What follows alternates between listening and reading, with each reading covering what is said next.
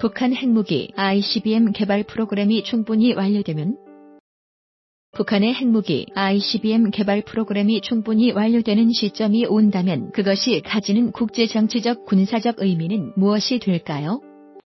그것은 바로 북한이 전 세계 국가들과 군사 집단을 통틀어서 대략 전 세계 랭킹 제10위권 이내의 군사강국으로 자리매김한다는 것입니다.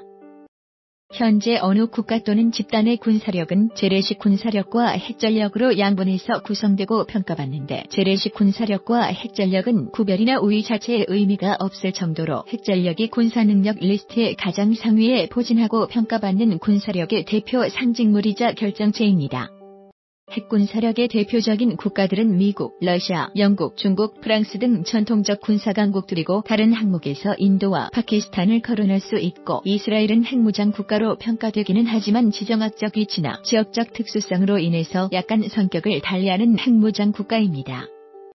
일본은 명분과 여건만 성숙되면 비교적 단기간에 핵무장을 완료할 수 있는 국가로 평가되고 남아프리카 공화국은 한때 핵무장을 했다가 해체한 것으로 알려지고 있습니다. 구소련이 해체될 때 거기서 갈라져 나온 일부 국가들은 핵무기를 가진 채로 독립이 되었지만 추후 핵무기를 포기한 것으로 알려집니다.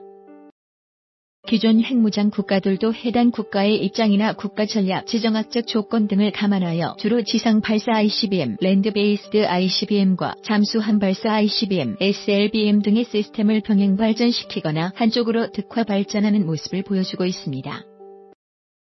북한이 핵무기 프로그램과 대륙간 탄도미사일 프로그램에 대한 개발과 실전 배치, 실전 사용 준비를 충분히 마친다면 북한은 대략 전 세계 랭킹 제10위권 이내의 군사강국으로 그 위용을 떨칠 것이고 자신의 높아진 몸값을 받으려 할 것입니다.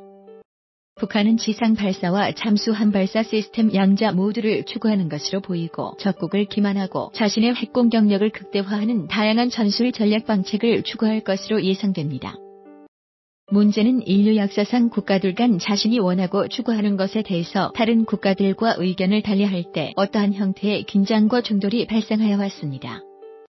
말로써 목적 달성이 되지 않을 때, 즉 대화나 협상 등의 평화적인 방법으로 국가 목표가 달성되지 않을 때는 종국적으로 무력 충돌로 귀결되곤 했습니다. 인류 역사상 전쟁과 범죄는 바람직하지 않은 인류 문명의 구성물이기는 하였지만 인류는 항상 전쟁과 범죄와 함께 존재해왔습니다.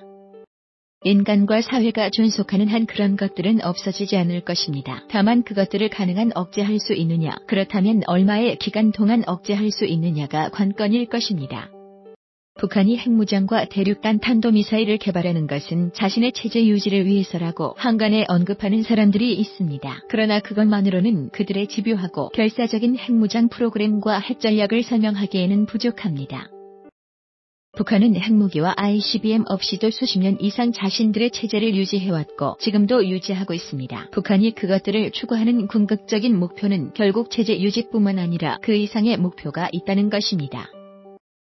그 궁극적인 목표는 결국 남한 정복인 것으로 보입니다. 자신의 핵전력과 군사적 실력을 가지고 미국과 담판하여 자신들이 원하는 것을 달성하고자 하는 것입니다. 미국과 명목상의 허울뿐인 이른바 평화조약을 체결한다는 것은 주한미군을 철수시키라는 말이고 한반도 문제에 관해서 손과 발을 떼라는 것입니다. 미군이 물러나면 북한이 선택할 수 있는 방안은 크게 두 가지입니다. 첫째는 군사력을 통해서 남침을 하는 것입니다. 이때는 자신의 군사력과 남한내 종북 세력의 호응과 조력을 결합시키고자 할 것입니다.